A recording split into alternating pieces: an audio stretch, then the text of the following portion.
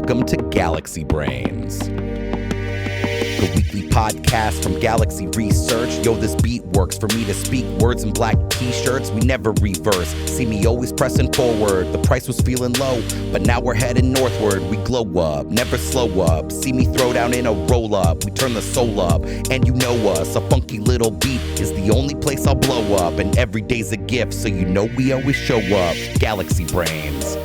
As always, I'm your host, Alex Thorne, head of firm-wide research at Galaxy Digital. Thank you so much for joining us this week. We have a great show. We're talking with Christine Kim from Galaxy Research about a whole host of things. She's back from a little hiatus from the show to tell us about Ethereum upgrades and the adoption of MEV Boost on Ethereum, which is a really interesting story in the ecosystem. And we're going to talk with her about a whole bunch of other interesting news topics that have happened. The FBI in North Korea, some regulatory stuff, Jamie Dimon's comments about Bitcoin at the World Economic Forum. And we're going to talk, of course, as always, with our friend Beimnet Abebe from Galaxy Trading about markets and macro. But before we begin, I need to tell you to please refer to the link to the disclaimer on the podcast notes and note that none of the information in this podcast constitutes investment advice or a recommendation, offer, or solicitation by Galaxy Digital or any of its affiliates to buy or sell any securities. Let's get right into the show. Welcome, my friend Beimnet Abebe from Galaxy Digital Trading. As always, how are you doing? Good. How are you doing? I'm good. It's good to see you. It's a little bit of a quiet week, I guess. I mean, after last week, certainly in crypto, which was a material uplift in prices, now we're sort of sideways at these levels. Viewers of our YouTube channel, which we are on video. If you only listen on audio, worth checking us out on video. You know, occasionally. I've always thought I've had a face for podcasts. not. Viewers will see the block clock next to me, which shows that we're at about 22.6 on Bitcoin. So we're still up where we were, but a little quiet. Anything you're paying attention to in particular this week? Yeah, a couple of things with respect to crypto. One of the things is CME activity. So we've seen a pretty material jump in open interest on CME, Bitcoin, and I think ETH futures as well. And I think that's a sign of growing sort of institutional adoption. In addition, it's a sign that, you know, folks are still not comfortable with credit risk in the space, right? People want to buy Bitcoin without facing counterparty risk or without having counterparty risk. And obviously the CME is a gold standard. Yeah. And so I think the growing importance of CME futures tells you that, this asset class has a place in institutional portfolios. In addition, the guys that have been buying the stuff on CME, they've been paying a premium to spot, right? And so, that shows demand. That shows pretty strong demand. Yeah. So I think that's been super notable. Interesting. I also have been paying attention to gold in traditional markets. It's basically at trend highs, trading around 1935. And I think, that's partially a function of like strong seasonals and like weak dollar, et cetera. But if we're to view Bitcoin as something that's similar to digital gold, I think, that kind of price action in physical gold bodes very well for Bitcoin. And I think if you get a break above 2,000 on gold, there's going to be a lot of folks that are going to be like, oh, shit, I missed this, or is this a big breakout? Should I be buying gold? Should I be buying gold? And then the natural question, like, do I buy gold or do I buy digital gold? And so, I definitely think that's a powerful narrative that a lot of folks aren't necessarily paying attention to. Yeah, you love that Bitcoin gold chart, the cross, I love that, too. that chart. That yeah, I mean, if you look at it, it bottomed kind of where you'd expect it to. It's now trading at around a ratio of like 11, and it's got plenty of room to go higher. And so personally, I love being short gold versus long Bitcoin. I think that gives you a really nice risk profile. It looks really good on the chart. And it's got a good story to it. Yeah, it does. It's an interesting long-term Bitcoin narrative as well. Yeah, no, absolutely. And then in terms of other things we're paying attention to, I think more than ever, it's really important to be honest about the data that's coming in from the market, right? The market's kind of gotten ahead of itself with respect to like inflation expectations that have come down a lot, bond yields that have moved a lot lower, et cetera.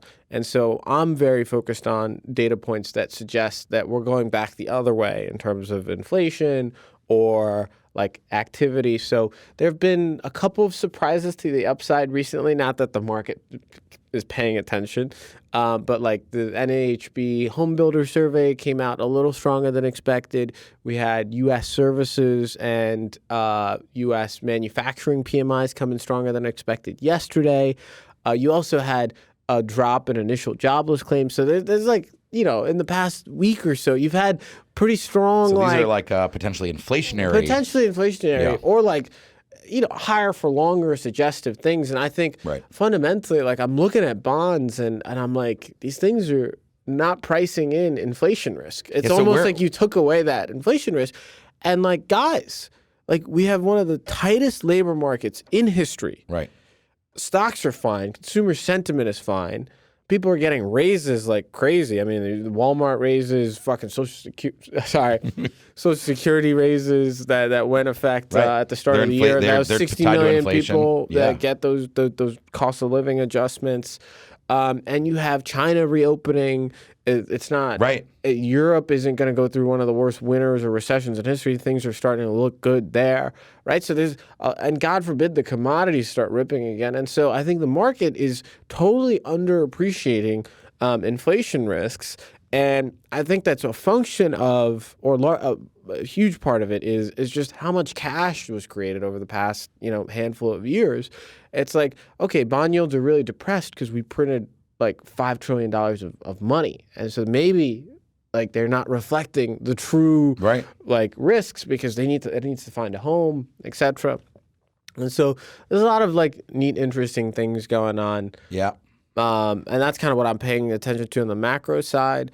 On the micro, like more crypto-focused side of things, I mean, you've just had such insane moves in a handful of these alts. I know. It's one in particular that makes no sense to me is Aptos.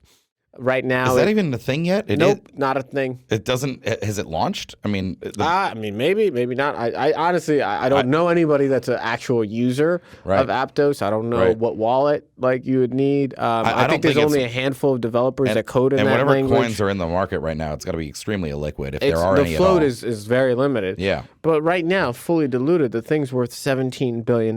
Which is just crazy. And I can't tell you a single person that uses it. It doesn't have a stable coin. There's not that many developers on it. Yeah. Like, my question is, has this market not learned its lesson? Yeah. Like, what is going on that, we have a token that's appreciated? That's got to revert. There's got to be a reversion there. It should revert. But, Milton Friedman has a great saying, the market can stay solvent longer than, the market can stay irrational longer than you can stay solvent. And that's really like what constantly comes to mind in crypto. Well, irrational markets. I love that. Absolutely. Hey, so the Fed comes out next week with their FOMC meeting happens next week, I should say. Correct. With their rate decision. Yeah. And so along with what you were saying about the market kind of under appreciating the inflation risk, right? I mean, the market's also currently pricing like less than 5% terminal rate here, right? Yeah, is that around still true? 493 basis points. So terminal rates, you have around 25 basis points priced for this meeting, and a little less than 25 priced for the next. And what we did 50 last meeting. Yeah. So like the market is expecting a further decline of the hike, magnitude. Yeah, absolutely. You think, if you had to guess, I mean, is that going to happen? I mean, don't you think part of what Powell and the Fed governors want is to really tamp this thing down? I've heard some recently hawkish statements from some Fed members, right? I mean, all the Fed speak has been hawkish. Yeah, wouldn't an upside surprise here help them with their narrative to get the market like in line here to make sure? Because as you've said multiple times, the worst case scenario is that they slow the magnitude and sort of become a little bit more dovish, and then inflation rears its head again, and they have to like go right back. Yeah, that's what happened in the 70s a bunch. Yeah, I totally agree. I think the Fed this year or over the past year has been very intelligent about how they've used like the meeting to push markets, and so typically, like when you want the greatest bang for your buck, you surprise the market. Right. Right. And so like doing a lot and surprising the market gets you a better impact than like communicating it and doing it gradually. And so the Fed was very effective this year, over the past year, of like over delivering and like being more hawkish. Now at this point though, you've had 3 consecutive inflation prints that have come down. Clearly, like it looks like you've topped out. And some of the manufacturing surveys have really moved a lot lower. So the data backdrop is one that allows the Fed to just kind of do the 25 and communicate probably another 25 down the line, and with potential for more. And that'll kind of leave things as is, right? You're meeting expectations. And so the point is, like, I don't think there's really that much of an incentive for them to like surprise and shock the market, given that the data profile has softened. So really they're starting to see the data they would want to see. They are. Yeah. They are. And they've gotten a lot smarter in the sense that why they missed it was because they weren't why they missed inflation, really taking off was because they weren't using some of the anecdotal data or some of the soft data as heavily, or the high frequency things as heavily. And now, like, they've come out with like a new rent index that they're using. They'll look at like more active data series, and they'll rely more on like soft data and anecdotal data. And so they're a lot more progressive, and they see the writing on the wall, which is rents are starting to cool. Right, like used auto prices have come down, home prices have come down. Like there's a lot of things that suggest that prices are cooling, and so there's really not a need for them to surprise. I think. Interesting. All right, our friend Beimnet Abebe from Galaxy Trading. Pleasure. Great to see you as always, my friend. Let's go to our friend Christine Kim. Welcome back. I haven't seen you on Galaxy Brains in maybe like a month and a half. How are you? I know. It's crazy. Thanks for having me back. As always. Yeah. Well, I mean, I see you around in the office every day, so it's funny like being back on the podcast, but like, But there were the holidays, and then we had a bunch of guests on at the end of the year, so we didn't. But I'm really excited because we got a bunch of fun topics to talk about. I think we're going to start with Ethereum, as is probably no surprise to our guests. I think one of the biggest things in Ethereum's roadmap, or the things to watch in Ethereum, is Shanghai, the next upgrade, which is going to bring staked ETH withdrawals. What's the current update on this upgrade, Shanghai? Well, mainly that Shanghai, the only thing really going into Shanghai is staked ETH withdrawals. There was so much discussion before the end of the year of like, okay, can we include scalability upgrades on this? Can we include EVM upgrades in Shanghai? And really, like, when all the developers were back from vacation, like the holiday break, they all came to consensus around we're really going to make Shanghai as small as possible, which is why right now in recent weeks, testing for the upgrade has really been fast-tracked because there's not too much to test. The other EIPs outside of staked ETH withdrawals that's going into Shanghai are really minor ones. Right. And that won't have, a ton of impact on like the end user or like the infrastructure, like of the network itself. So yeah, they recently, like this week, I believe, launched their first mainnet shadow fork for Shanghai, which basically means that they replicated the state of Ethereum today and then tested out like the Shanghai upgrade. Too. Instead of not just a test net, but literally like a test net with the state up to like literally all the apps, all the transaction history, all the smart contracts. Yeah. That's nice. So I think we're close. I think that target of March for Shanghai is looking very likely, which is surprising to me because I had thought after the merge, we're going to see delays in staked ETH withdrawals. That's one of the, like a few constants in life. You got death, you got taxes, and you got delays to Ethereum upgrades. Exactly. Right? But that's really impressive, first of all. And, we talked, I think, on a prior episode about how the pressure on the developers to actually just really get staked ETH withdrawals, to really prioritize that because of criticism that they've been facing, and also just demands from users, and how other developers with sort of more substantive, or I should say more innovative upgrades were upset by this because, they want to like actually build, features and not just sort of like. But I think this is the right move. I think you need to sort of actually finish the merge. Right. And then move on to these other things. That's just my opinion, but Yeah. I'm very bullish on them moving quickly, though. Yeah. I mean, it really affirms that developers don't work in this black box setting where they're only thinking about what's the best for the network. Like they really are subject and kind of like impacted by what's happening on Twitter, the conversation that's happening on social media. It's really an interesting discussion. It's probably a bigger one than we would have today, but just in how the layer ones, particularly Bitcoin and Ethereum, are governed, quote unquote, right? Because there's no you're not voting officially, right? And these are people, the developers. There are checks and balances. I talk a lot about in Bitcoin how even if theoretically with the Ethereum developers could put out an upgrade and no one could run it, that's in practice never happened. Right. On Bitcoin, it's happened plenty. Right. But what's the process for deciding? It's these calls that you listen to and that all the devs go to, and they sort of just arrive at a consensus, basically. Yeah. That's the idea? Well, the governance process is not defined well. It's not like an on-chain voting process where you go through step 1, step 2. There's a rough process for Ethereum improvement proposals, conversations just like BIPs on Bitcoin. Yeah. There should be one. It should be developed widely. It should be shared and tested widely. Right. And then it should receive sort of a majority or super majority of consensus that it's safe and good. Right. But it depends so much on the culture too. Like the culture around these conversations on Ethereum is so much more accepted than on Bitcoin. Like if you tried to start up a conversation about how to change Bitcoin for the better, there's no chance that, you're met with immediate skepticism, right? And this happens a lot. And I think that's okay. I mean, I think that the two different approaches are nice. So you have two different bets on how and what the roadmap should be, what the style should be, what the culture should be. I think if they're the same, it makes both of them less interesting. But you're totally right. Totally different.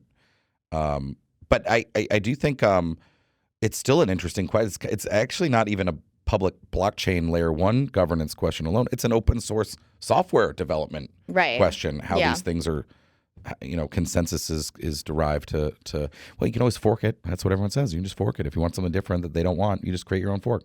On Ethereum, it's hard to fork because the applications don't move with you. Whereas on Bitcoin, I think there's not a ton to No, but I mean, even just replicate, that's true. There's questions about the forkability of ETH, but to be clear, you literally can fork it. Yes, you can. Whether it's going to be successful, very different question. But in general, in open source software, I mean, we can just go to the Ethereum repository and literally hit fork on GitHub and create our own version of it. If no one uses it, or the stablecoin values do not get honored on my fork, surely not. There's reasons why it is fork resistant at this point. Yeah. But in general, that's what you would do if you had you look at something like Open Office, which is sort of a Microsoft Word alternative open source one. Yeah. It's been forked 100 times. There's a bunch of different versions of it. Just Libra is great. LibreOffice is a fork of it, right? So. But to that point, I recently read a really great post about how because all of the clients on Ethereum, all the technology is open source. The reason why you got layer 2 rollups that are so compatible with Ethereum, and you got things like MEV Geth, which was built by Flashbots, all of these products that are now so key to the Ethereum development roadmap, they were all started by the community because the code was so easy to just replicate. The EVM itself, you could build off of Geth, you could build off of these clients. I think a lot of us agree, certainly that work in this ecosystem, that open source is better for innovation. It just is for that reason. Let's talk about MEV Boost, which you've got a report coming out soon on. Remind our audience, first of all, what this is, but then, what's adoption's been growing. Tell us why. Yeah, MEV Boost is kind of this middleware software that validators run on top of their usual execution layer, consensus layer client, and it allows validators to receive blocks built by third parties. Validators are usually the ones that are packaging transactions into blocks and proposing them onto the network. But because you don't want validators to become extremely specialized and kind of make a business off of profiting from user transactions, ordering them in specific ways to extract MEV, you just kind of give them a really easy way to run MEV Boost, which is the software that allows you to connect to off-chain marketplaces where highly specialized entities called builders are sending pre-made blocks that already have MEV on them and bribing validators to include them on chain. So that's MEV boost. Why don't you want validators doing this themselves? Explain that to me. Why is it better to separate and have these specialized searchers and whatnot, block builders? Like, what's the whole reasoning behind that? It really comes down to the decentralization of the network. One of the supposed advantages of proof of stake is that all of your security providers, all of your block proposers are not these large mining like institutions. Like, you don't need to have a ton of capital to contribute to the security of the network. As a validator, you should be able to run your operation super low cost. Everyone should technically be able to be a validator. It just increases your pool of people who can participate in the consensus of the network significantly. But if you had the specialization of, MEV profits, like by taking out MEV boost, just allowing validators to compete for MEV profits directly, then you would start to see like a significant amount of centralization, which is what Ethereum developers want to avoid. I see. So keep it simple to run a validator, and to the extent that there's complexity and specialized knowledge required to do things like identify like sandwichable transactions or other front-running, back-running things that happen in MEV, just sort of separate that from the validation part. Exactly. You don't want the consensus, the people the actual directly, network consensus. Yeah, the people involved in creating that consensus to become centralized to like a few entities. And that's because MEV is hard, right? It's a complicated process. Not everyone can be good at it. So you would essentially have a reduction of the regular folks that would be validating because they'd be dominated by the MEV people, basically. Is that the idea? Right. And I think the concern, though, with MEV Boost is that you're not getting rid of the specialization. You're not getting rid of the problem. Yeah, you're just moving it and offloading it to a different part of like the MEV supply chain. Right, and like now that could become centralized. Right? And that is kind of what we are seeing. I mean, it's still very early days on the network, and I think we're going to see a significant amount more of builder centralization once we start to see DeFi activity heating up. But one of the interesting things that I wanted to highlight was that some of the best builders on Ethereum today, and by the way, like 90% of blocks are now built by third-party builders. So you're not getting that's MEV Boost adoption, basically. 90%. Wow. And we're now seeing that the best builders are not actually these big venture-backed companies. Like Flashbots is not one of the top builders in the past 7 days. Neither is Bloxroute. Neither is Block Native. Neither are these like well-known kind of. We know how they're getting their revenue. We know their business models. We know they are VC-backed. It's actually these two pseudonymous builders, Beaver Build and Builder OX69. And OX69 has publicly said that they were previously a mining pool operator. That's interesting. Is dominating the builder market right now. And their share is growing. And I'm concerned about how exactly they're getting their funding, because certain builders are also subsidizing their blocks. Like, even though their blocks are, more, there's a higher bid on them than there is an MEV revenue, so they're making a loss. Mm-hmm.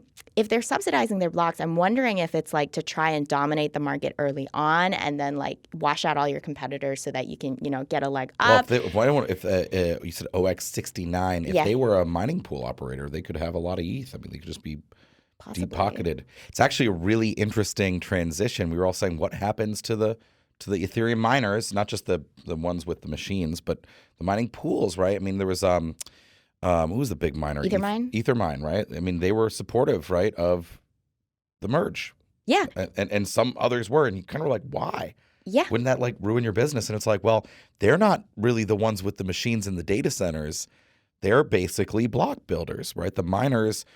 The pools, like in Bitcoin, they create the block templates and order the transactions. And the pools were and that job still exists. It does. And the pools were the entities before the merge that were packaging bundles from searchers. Right. So it makes sense to me that, of course, Builder OX69, if they were a mining pool operator, would be one of the best builders out there. But are the proceeds, are the revenues from MEV right now really all that lucrative when DeFi activity is still low? And on top of that, Builder OX69 is also operating their own relay infrastructure. And relay infrastructure is not cheap if you want it to be a performant relay. And so I'm questioning the strategy here. Yeah, if the top builders are not these companies that... And they're not profitable. This guy, you said he can't be profitable at this level, you don't think? Well, I know that Builder OX69 is subsidizing some of their blocks. Yeah. And what does that mean? Throwing in additional incentive for MEV Boost users to take those blocks? I think what it means is that the block itself has a value, right? Like you sum up all the rewards from MEV, from priority fees. Issuance, whatever, yeah. Not issuance, because that goes to the validator. But for the builder, you just sum up the value of the block, and then you compare it to the bid of the block. Like, how much are they bribing validators on that off-chain marketplace, like the relay? I see. They're paying more than the total value of the block. Exactly. And so then you can see that, this block is subsidized. Of course you would take that, by the way. Of course, if you're a validator or whatever. And it's very competitive. Of course you take that block. But not all builders are doing this. I believe Beaver Build isn't subsidizing their blocks. But again, it just makes me wonder. Yeah, well, what is the longer term dynamic here, right? You have to assume that can't go on forever. Yeah, exactly. That's interesting. That's very interesting. What else on MEV Boost have you been watching? Anything else that we should be paying attention to? I guess one little thing is that over the last, I guess even before the holiday break, we have seen an increase in the number of relays, basically those marketplaces where builders are submitting their bids, connecting to validators, an increase in the number of non-censoring relays, like relays that are agnostic. They apply no filtering to the transactions that get put into blocks. Yes, but I will say the more that I look into kind of what it takes to be a relay operator, the less I'm confident that these relays that are kind of seen as public goods, they're not competitive in terms of their performance. I don't see them, really taking off in terms of adoption. I think you do need to invest capital and resources to make your relay performant. That isn't conducive to just like having these relays that people just kind of operate out of goodwill, and then have them also like be able to compete with other relays that are clearly just far more well-resourced for other reasons. Very interesting. MEV is not going away. It's going to be a big story, certainly for Ethereum, but perhaps other blockchains. It already is a little bit, although nowhere as important as Ethereum today. Yeah. Mostly because there's not activity at Ethereum's level basically anywhere else in the scheme of things when it comes to like MEV-able. Is that a word? MEV-able? It's not. Activity? It's not It's really not. I mean, but yeah. Let's talk about a couple other things outside of sort of the Ethereum-specific world, just some news items that we thought were interesting. One, I guess you pointed this out to me. The FBI confirmed that the $100 million hack of the Horizon Bridge was conducted by North Korea's Lazarus Group, the infamous state-sponsored hacker organization. Yes. I guess this is something I feel like we already knew. I think crypto native analysis firms had already pegged them as the culprit, but I guess the FBI is now confirming that. What was that quote? One interesting thing that they also included in their confirmation of what these crypto blockchain analytic firms like Chainalysis and Elliptic have already said before is that the DPRK uses funds it acquires from crypto hacks to fund its ballistic missiles and weapons of mass destruction programs, the FBI said. Good Lord. So literally North Korea, we're being told by the FBI, is funding their ICBM program with stolen, like, cryptos? Yeah. I mean, I guess I don't know what else they'd be using it for. I mean, shouldn't they be using it, for something more constructive, like feeding their people or like something, but... Well, you would think, but I don't think this is a great look for crypto. I mean, it's not. Every single time people say that crypto is used for illicit activities, imagine now saying that crypto is used to fund nuclear weapons programs in North Korea. And to be clear, like we're just sort of like laughing about this because I think this is the first time we've seen that language specifically from the U.S. government. But Tornado Cash, one of the big justifications for sanctioning and adding Tornado Cash to the SDN list, OFAC's SDN list, supposedly it was widely used by the Lazarus Group specifically, right? So it's never been a good look with that North Korean or other, bad actors are profiting from crypto theft, obviously. That's never been a good look. But I think this is the first time that they've said it literally is funding their ICBM program. I'm interested to know whether they actually know that's true or whether it's like, well, of course, all the stolen stuff is how they're funding their bad stuff. Like, where could it be going? I'm saying, like, do they actually know that, like, the stolen cryptos went to some, like, fiat off-ramp where they then bought, like, components for the ICBM program? Or are they just being like, obviously they're being used for that? Yeah. Not saying it would be unlikely to be true. I'm just wondering, like, and we'll probably never, this is probably FBI's internal sources and methods, but interested to actually know, do we actually know that? Or is it just a solid reasoning? And I think it is probably solid reasoning, unfortunately, but I feel like it was kind of something, every time you hear that North Korean hackers were involved, you just kind of immediately assume it's not going to be used for something good, like something, let's, definitely help, like, world poverty or something. I will point out that the Chainalysis companies, I think Chainalysis specifically, have noted, though, that despite,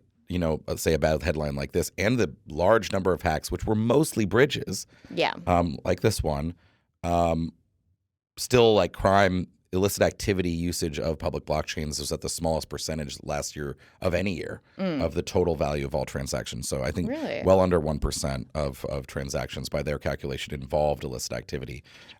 So despite some of the bad headlines, I would say it's still moving in the right direction. And the classic argument is the sort of whataboutism. It's so, like, the dollars are used for a lot of crime what too, about folks. Fine art? So, all right, let's move on. I got another one that's kind of interesting. So the New York Department of Financial Services put out a bulletin. Yes. Adding further guidance to their regulated entities about not commingling user and proprietary funds. What was that? Exactly. Yeah. So revelations that FTX misused customer money has made, obviously, lawmakers and regulators in the U.S. A lot more attentive to what's going on in the crypto space. And recently, Adrian Harris, who heads the NYDFS, has warned that crypto firms should be reminded of the licenses that are required to be practicing, and has issued guidance on sub-custody arrangements and appropriate disclosures to their customers.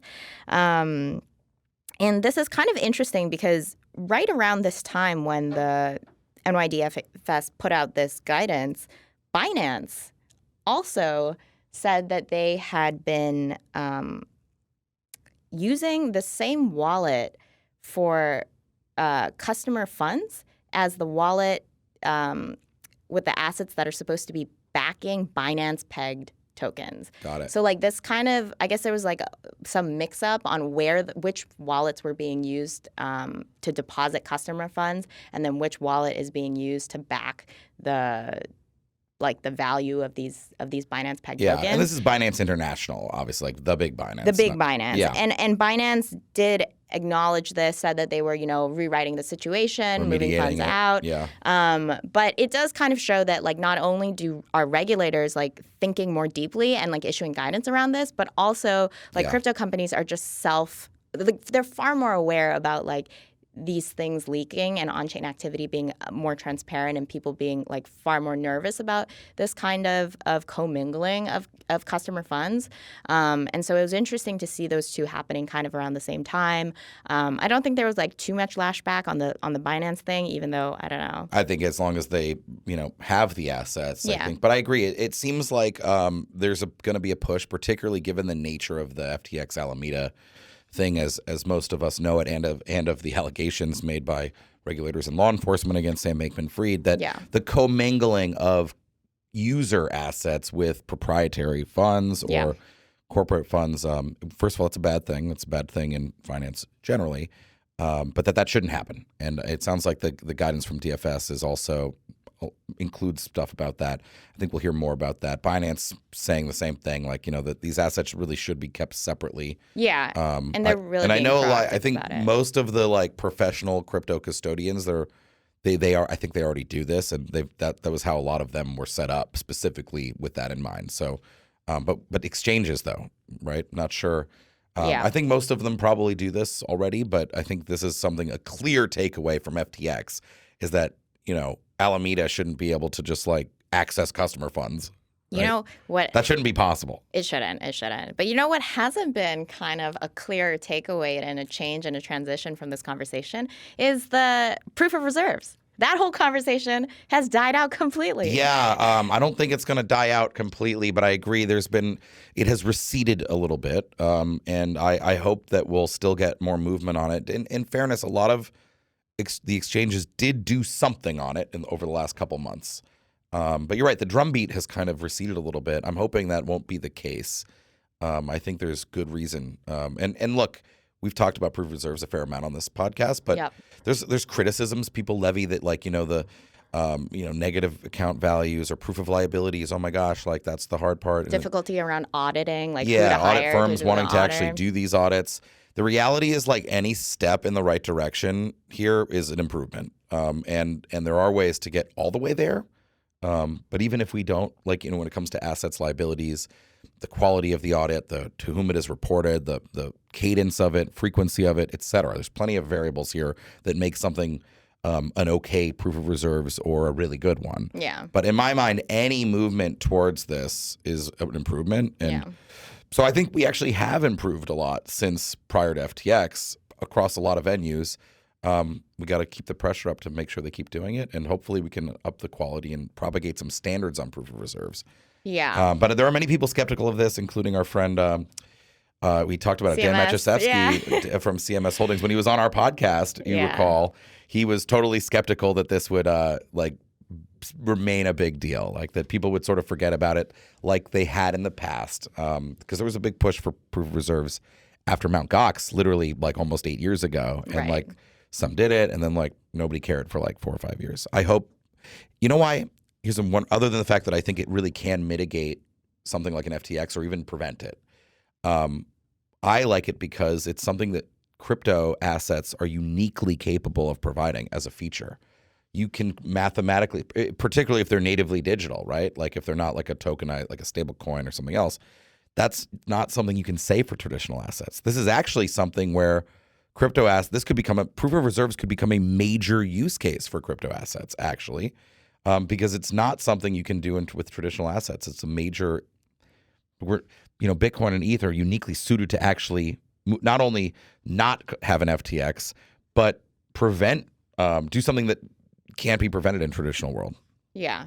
I think it's an improvement in some cases, like that unique ability to prove it on chain. But for most businesses, it doesn't really do much if you can't, couple it with the liabilities, which of course, and like the audits, which of course is part of proof of reserves already. Right. But that part I think is really difficult to overcome and to do in practice, which I think it's great that we do have some amount of progress. I just don't know how meaningful it is in the context of what these businesses do. But I think that, this conversation, like you said, will hopefully be taken more seriously. I hope so too. This year. All right, one last item. World Economic Forum is happening in Davos. I guess there's not a lot of crypto being talked about this year compared to prior years. Probably a lot of crypto companies there, though. I wouldn't be surprised. One person who was talking about it was Jamie Dimon on Squawk Box. Let's roll that clip. What we're talking about, we pretty much always have some crypto conversation with you. I'm just curious because I don't think we've talked to you since. I think all that's been a waste of time, and why you guys waste any breath on it is totally beyond me. Because you just think the whole thing just is going to zero. Going to zero and it's fake. Bitcoin itself is a hyped up fraud. It's a pet rock. You're back to that? Yeah, really? Of course, yeah. So what do you make then of BlackRock and other firms that are investing in infrastructure? No, that's different. Blockchain is a technology ledger system that we use to move information. We've used it to do overnight repo, intraday repo. We've used it to move money. Right. So that is a ledger. That's a technology ledger type of thing that we think will be deployable. Remember, we've been talking about that for 12 years too, and very little's been done. There's some tokens that I agree with you on, but Bitcoin's based on a distributed ledger. Yeah, but it has all the characteristics of a store of value. It's immutable. It's scarce. Totally untrue. It's 21 million. Well, yeah, really. How do you know it's going to stop at 21 million? Because I've mentioned this to people. Satoshi. Everyone says that. Well, maybe it's going to get to 21 million, and Satoshi's picture is going to come up and laugh at you all and say, no. There isn't a picture. And by then, Satoshi will have taken out billions of dollars. I think we'll stop it there. Gosh, just a couple things here. First of all, the reason people give any time to it, Mr. Dimon, is because Ethereum and Bitcoin are basically the two best performing assets in the world across asset class since COVID lows. And by the way, if we go back even further, it only looks better for them on a total return basis. So that's why they, quote, waste breath on it, Jamie, because... Pop off. Yeah. Pop off, Alex. Go. Because they perform so well, and you run an investment bank, sir, so... investment returns matter. But also, they said, I think the Squawk Box host, they asked, well, then why is BlackRock and stuff doing? And he's like, no, that's different. That's blockchain and distributed ledger. No, sir, excuse me. Fidelity and BlackRock and many others, they're building on public blockchains. Fidelity has crypto asset services, not just blockchain technology, distributed ledger, Mr. Dimon. They are building with Bitcoin and ETH. So it's not just like, DLT, blockchain, not Bitcoin. That thing from, 7 years ago is rearing its head again. Don't get me wrong. Like I've said this many times, blockchain technology by itself, enterprise blockchain. I'm not putting the nail in the coffin just yet. But, they didn't ask him to disavow, Fidelity, right? Because that's Fidelity's primarily a custodian for crypto assets today, right? They're not building a supply chain system, right? And also, the 21 million, how do we know that Bitcoin is going to stop at 21 million? Literally, miners, like the whole it's simple code. math. It's literally, if you looked at the code that operates Bitcoin, if you just evaluated exactly how Bitcoin works, that's completely transparent. There are thousands, if not millions of people around the world that are operating this code, that see that this is the way that the code works. Like it's not some company where you don't know like the operations of how that company is working. Right. There is no secret like document or like secret way in which picture of Satoshi's face in which you couldn't know exactly how the network is operating. Right. That's like it's literally completely transparent. That's the other reason why I hate. How can it be a fraud? Yeah, it's a hyped up fraud. How can literally open source code that just does a thing be a fraud? It's impossible to be a fraud. Bitcoin more than any of the other cryptos is anything but a fraud. It's like the most transparent, predictable thing, I think, in money, in finance. And probably the most unchanging too. Yeah, whether you think that it should be worth what it's worth, that's a totally different question, right? And we hear Mr. Dimon's view on that. That's fine. I think, again, if we look at the total returns or the volatility adjusted returns, I think he would find that he's not right about its value. But it can't be a fraud if it's literally just code that people chose to run. It's valuable because the people who run it value it. And by the way, for our audience, Bitcoin will actually never reach 21 million. So even if there was a Satoshi's face that would come up at 21 million, there actually never will be a supply of 21 million. And how do we know that? It actually approaches 21, but never actually gets there. And we know that because of the mathematics. One last thing. Now, if Bitcoin's total terminal supply were to change, which is possible, it wouldn't be because of some secret thing Satoshi left in the code. We would be able to see that. Yes, we would be able to notice that. Literally everyone in the world would be able to see that. If the total terminal supply, max supply were to change, it would be solely due to overwhelming social consensus by people who run Bitcoin software deciding to change it. Now, that technically is possible.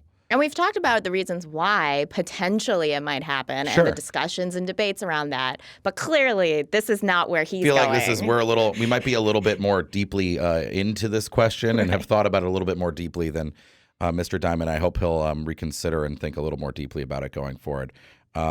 It's a fun conversation. Though. Oh That's a great gosh. clip, and you got to give it to the Squawk Box hosts really pushing back on him. Yeah. Because they do cover it. And by the way, like, can we just, even if you don't like believe in Bitcoin or Ethereum or crypto broadly, like another reason to quote unquote waste breath on it is it's objectively like the most interesting thing, in my opinion, to happen to finance and monetary systems in decades. It's just super interesting. It's like, what if you had, the developers that created the tech industry theoretically able to now experiment with money and finance? That's open sourcing of this historically incredibly closed source thing, finance, but not just that, sovereign only thing, money, is yielding super interesting experiments. And that's why people talk about it a lot, even if they don't like it. Truth.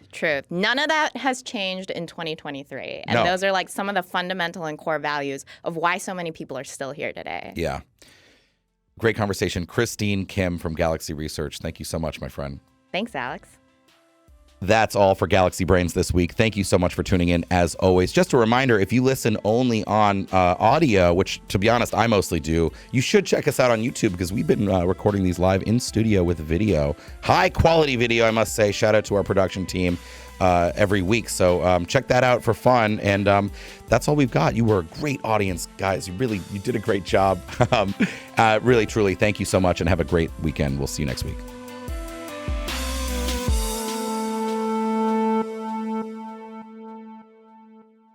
Thanks for listening to Galaxy Brains, the weekly podcast from Galaxy Research. If you enjoy the show, please like, rate, review, and subscribe wherever you get your podcasts.